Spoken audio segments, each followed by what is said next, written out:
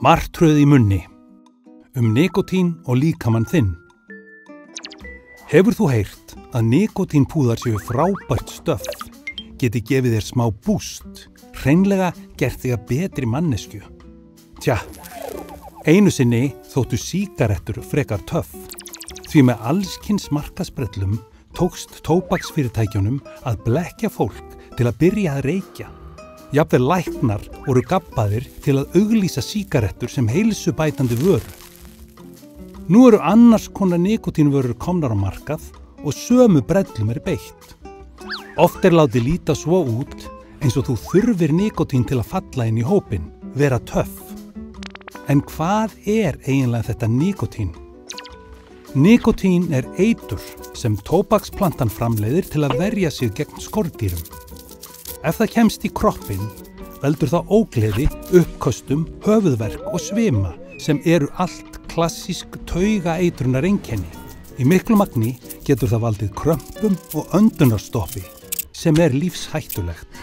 Með þessu líkaminn að senda skilaboð að best sé að forðast þennan ófögnuð. En þó að líkaminn bregðist svona við, getur hann orðið afskaplega háður nikotíni.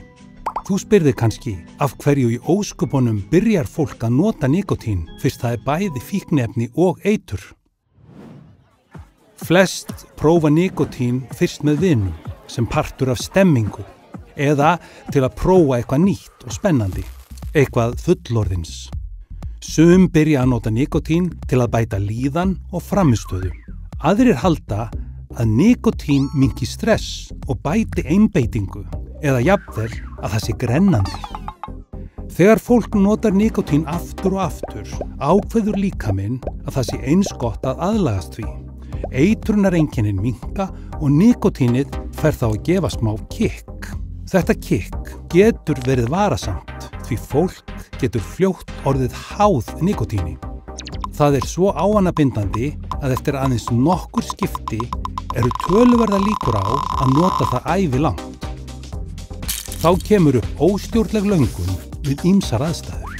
Bara það að vakna á morgnana eða að borða hádegismat, kveikir á löngun eða bara þegar fólki líður ekki nógu vel. Það skiptir máli á hvaða aldri nikotín fyrst notað, því það mun líklegra til að breyta ungum heila en fullorðnum og það ástæða fyrir því. Heilinn í uppbyggingu til 25 ára aldurs. Ef þú notar nikotín fyrir þennan aldur, styrkjast svæði í heilanum sem tengjast fíkn og kvíða. Aftur á móti, ef þú lest bækur eða æfir því í körfubolta eða á píanó, þá styrkjast taugar sem láta þig verða betri í því.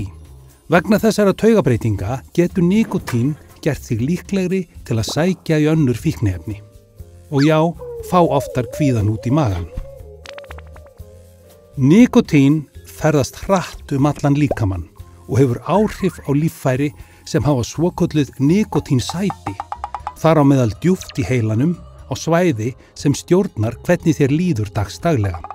Þegar það gaman, til dæmis þegar þú hittir vini þína eða færðir ís, þá sest náttúrulegt taugaboðefni í sætið í heilanum og við það losnar dópamín sem einmitt stöffið sem gerir lífið skemmtilegra. Þegar nikotínið hins vegar mætir á svæðið, treður það sér í þessi sömu sæti og losar dass af dópamíni. Það bara eitt vandamál. Þessi vellíðunartilfinning endist stutt. Því til að geta tekið á móti öllu nikotínflóðinu fer heilinn að framleiða fleiri sæti. En nú þarf meira og meira af nikotíni til að losa sama magn af dópamíni. Því öll sætin þurfa að vera upptekin til þess. Og nú sætin orðin svo mörg að þitt eigið taugabóðefni dugar ekki til að losa dópamín. Það þarf aðstoð frá nikotíninu. Þegar nikotínið hverfur úr heilanum fær fólk fráhvörf sem samanstanda af einbeitingarleysi, eirðarleysi, pirringi, depurð, reiði, kvíða, höfuðverk og svefntruflunum. Og þá hættir lífið að vera skemmtilegt án nikotíns.